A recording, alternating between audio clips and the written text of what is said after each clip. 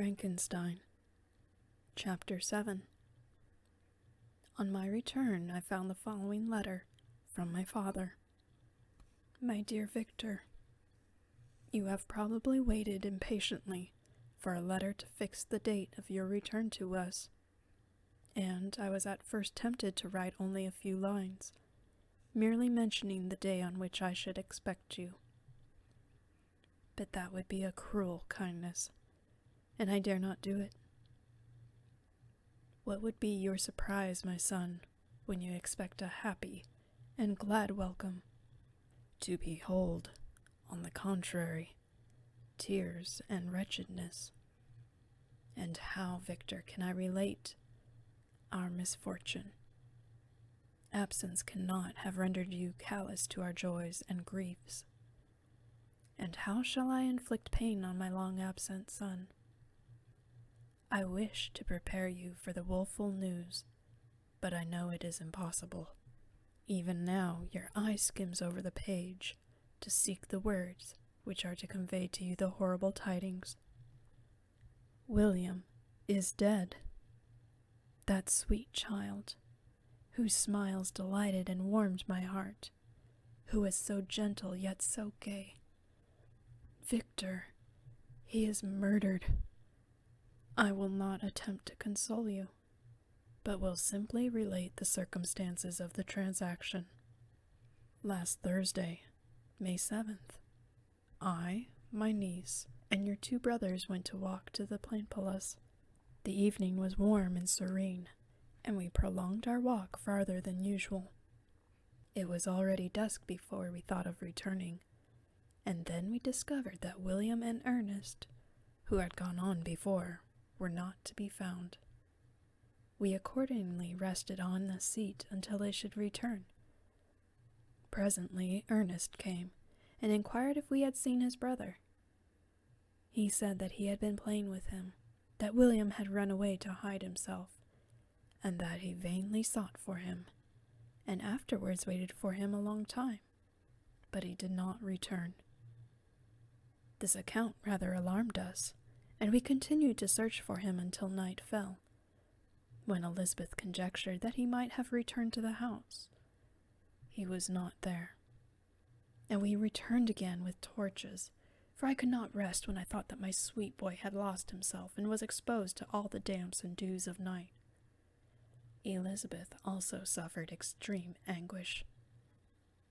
About 5 in the morning I discovered my lovely boy, whom the night before I had seen blooming and active in health, stretched on the grass, livid and motionless. The print of the murderer's fingers was on his neck. He was conveyed home, and all the anguish that was visible in my countenance betrayed the secret to Elizabeth. She was very earnest to see the corpse.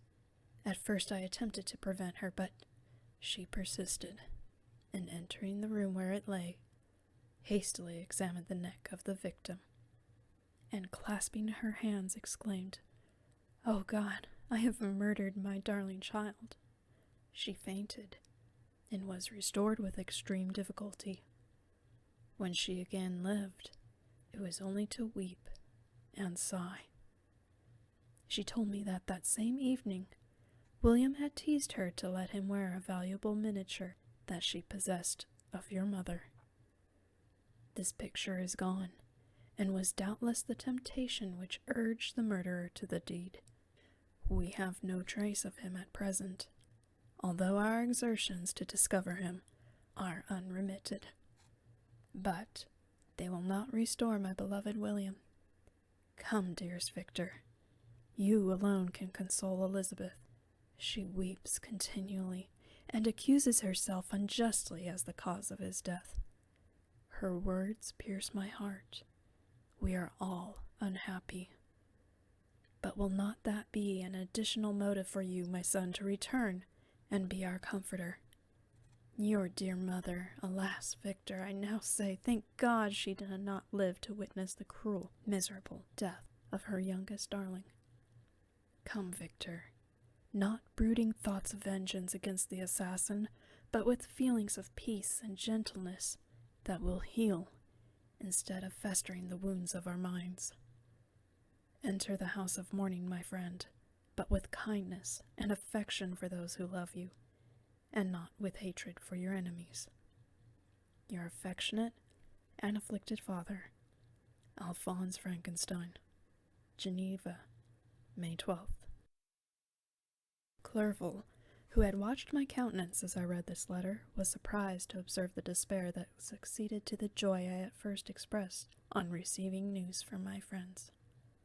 I threw the letter on the table and covered my face with my hands. "My dear Victor," exclaimed Henry, when he perceived me weep with bitterness, "are we always to be unhappy? My dear friend, what has happened?" I motioned to him to take up the letter, while I walked up and down in the room in the extremest agitation. Tears also gushed from the eyes of Clerval as he read the account of my misfortune. "I can offer you no consolation, my friend," said he. "Your disaster is irreparable. What do you intend to do?" "To go instantly to Geneva. Come with me, Henry, to order the horses." During our walk, Clerval endeavored to say a few words of consolation. He could only express his heartfelt sympathy. "Poor William," said he. "Dear lovely child, he now sleeps with his angel mother, who thought had seen him bright and joyous in his young beauty, but must weep over his untimely loss.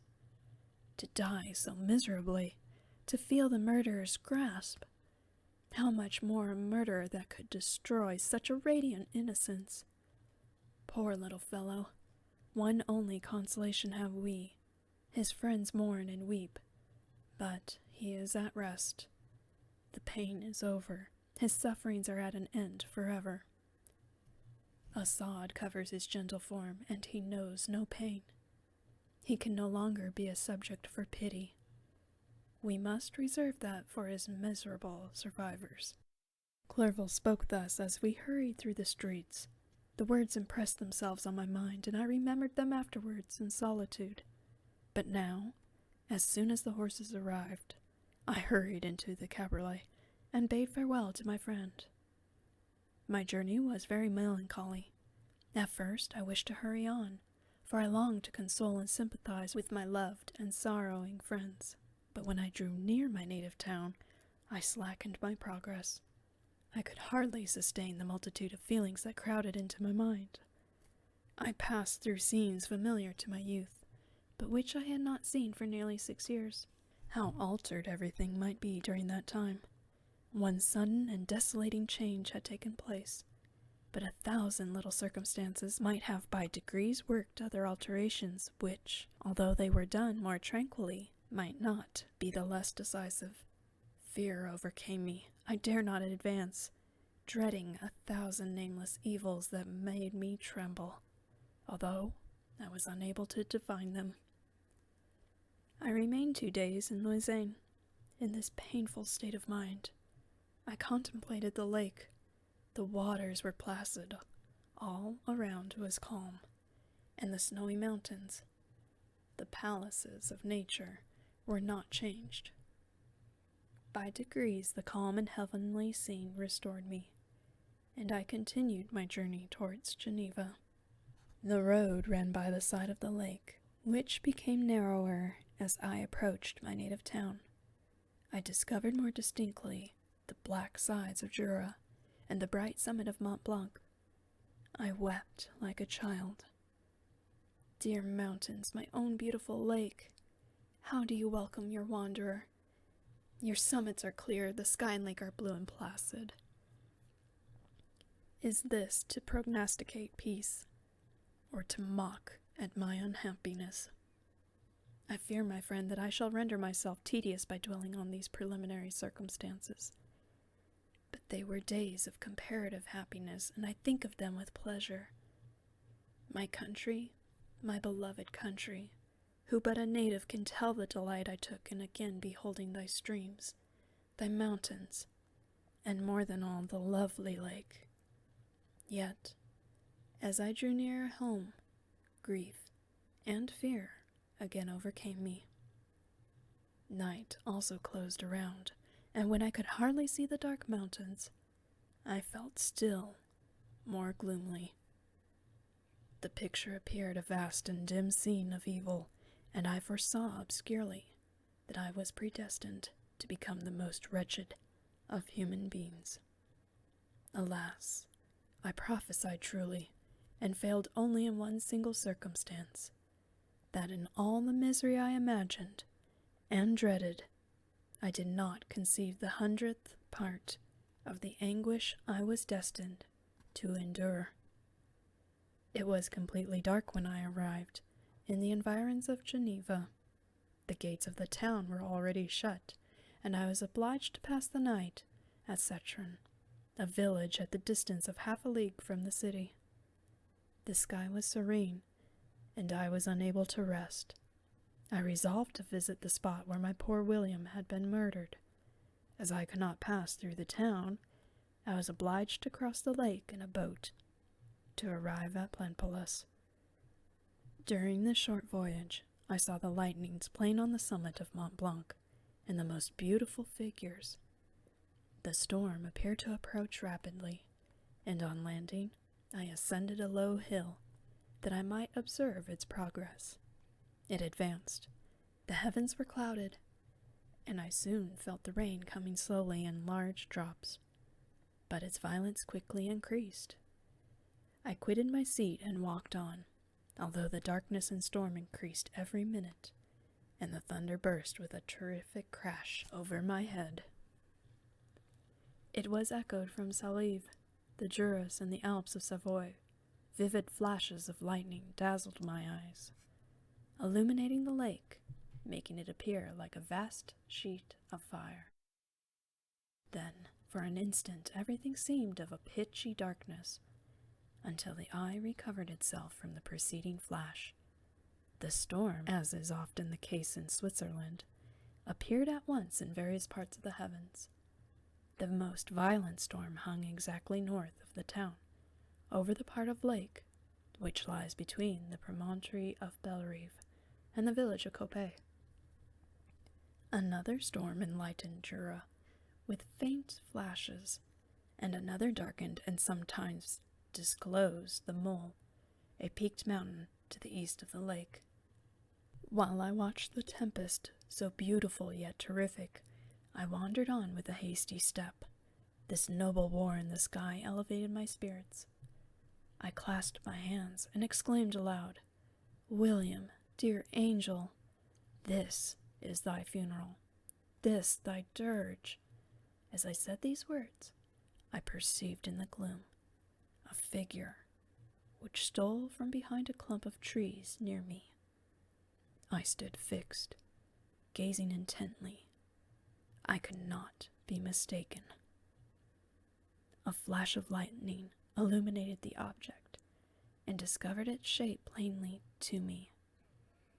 Its gigantic stature and the deformity of its aspect, more hideous than belongs to humanity, instantly informed me that it was the wretch, the filthy demon, to whom I had given life. What did he there? Could he be? I shuddered at the conception. The murderer of my brother. No sooner did that idea cross my imagination than I became convinced of its truth. My teeth chattered, and I was forced to lean against a tree for support. The figure passed me quickly, and I lost it in the gloom. Nothing in human shape could have destroyed that fair child. He was the murderer. I could not doubt it. The mere presence of the idea was an irresistible proof of the fact. I thought of pursuing the devil, but it would have been in vain, for another flash discovered him to me, hanging among the rocks of the nearly perpendicular ascent of Mont Salève, a hill that bound Plainpalais on the south. He soon reached the summit and disappeared. I remained motionless. The thunder ceased, but the rain still continued, and the scene was enveloped in an impenetrable darkness. I revolved in my mind the events which I had until now sought to forget. The whole train of my progress towards the creation, the appearance of the work of my own hands, alive at my bedside, its departure. 2 years had now nearly elapsed since the night on which he first received life, and was this his first crime? Alas, I had turned loose into the world a depraved wretch whose delight was in carnage and misery. Had he not murdered my brother? No one can conceive the anguish I suffered during the remainder of the night, which I spent cold and wet in the open air. But I did not feel the inconvenience of the weather. My imagination was busy in scenes of evil and despair. I considered the being whom I cast among mankind, and endowed with the will and power to effect purpose of horror, such as the deed which he had now done, nearly in the light of my own vampire, my own spirit let loose from the grave and forced to destroy all that was dear to me. Day dawned, and I directed my steps towards the town. The gates were open, and I hastened to my father's house. My first thought was to discover what I knew of the murderer and cause instant pursuit to be made. But I paused when I reflected on the story that I had to tell. A being whom I myself had formed and endued with life had met me at midnight among the precipices of an inaccessible mountain. I remembered also the nervous fever with which I had been seized, just at the time that I dated my creation, and which would give an air of delirium to a tale otherwise so utterly improbable. I well knew that if any other had communicated such a relation to me, I should have looked upon it as the ravings of insanity. Besides, the strange nature of the animal would elude all pursuit, even if I were so far credited as to persuade my relatives to commence it. And then of what use would be pursuit? Who could arrest a creature capable of scaling the overhanging sides of Mount Salaf? These reflections determined me. I resolved to remain silent.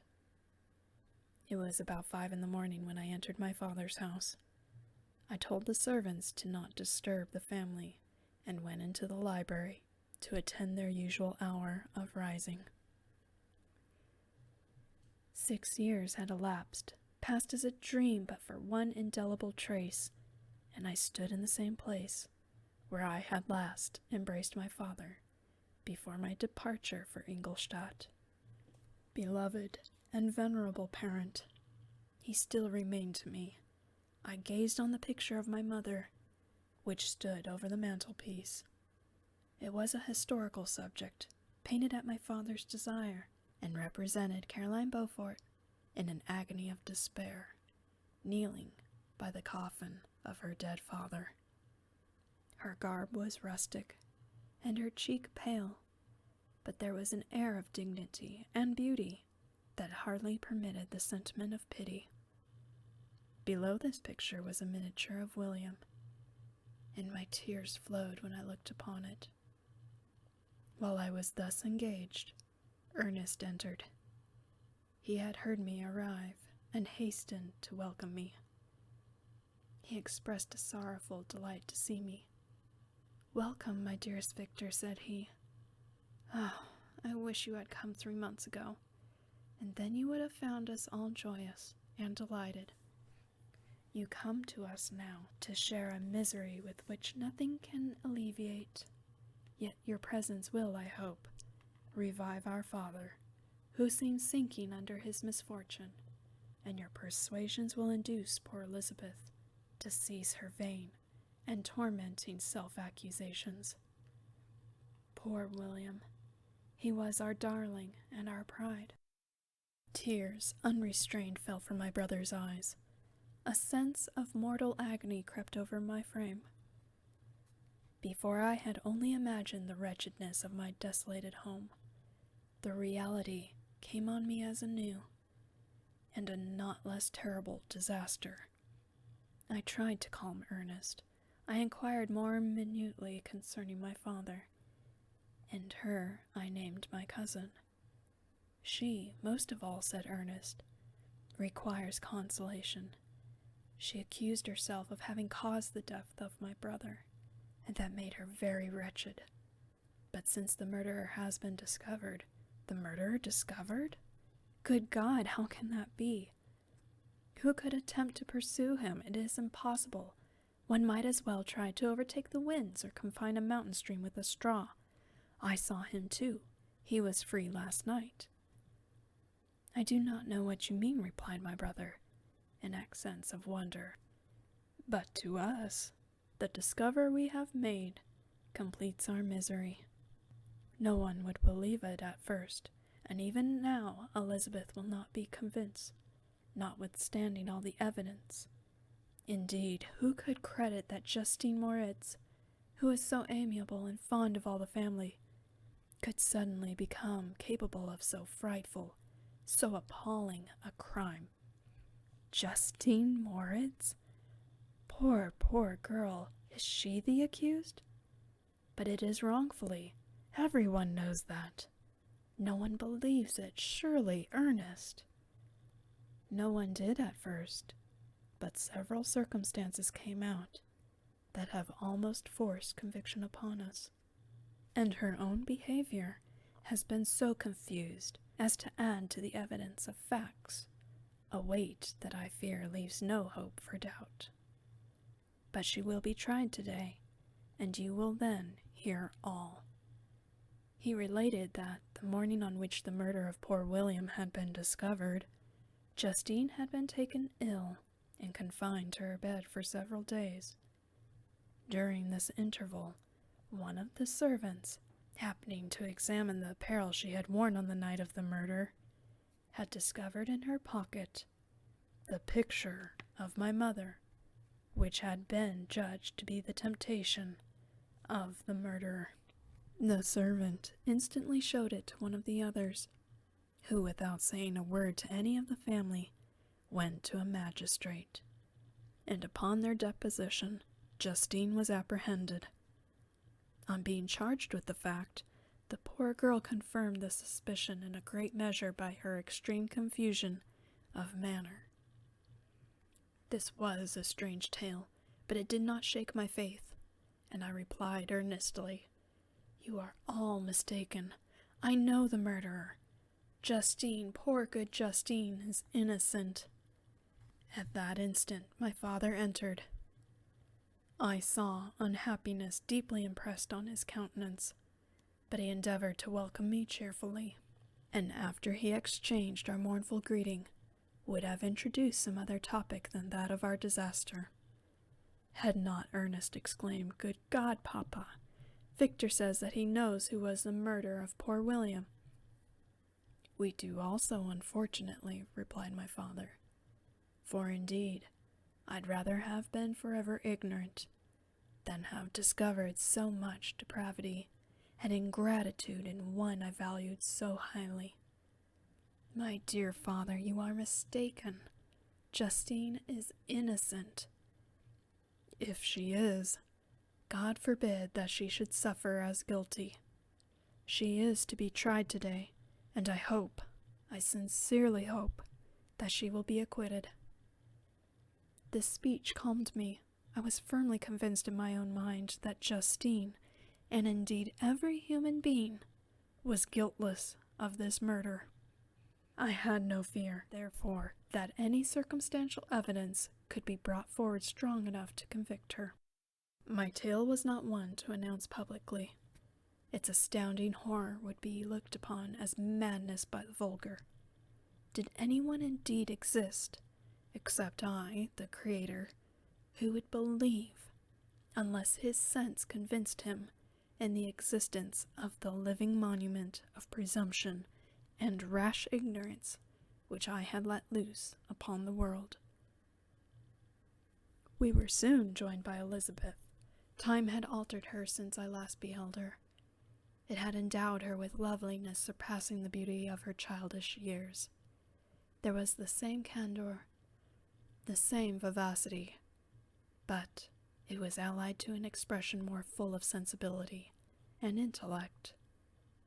She welcomed me with the greatest affection. "Your arrival, my dear cousin," said she, "fills me with hope. You perhaps will find some means to justify my poor guiltless Justine. Alas, who is safe, if she be convicted of crime? I rely on her innocence as certain as I do upon my own. Our misfortune is doubly hard to us.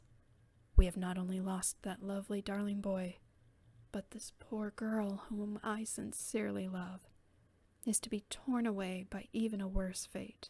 If she is condemned, I never shall know joy more. But she will not, I am sure she will not, and then I shall be happy again, even after the sad death of my little William." "She is innocent, my Elizabeth," said I, "and that shall be proved.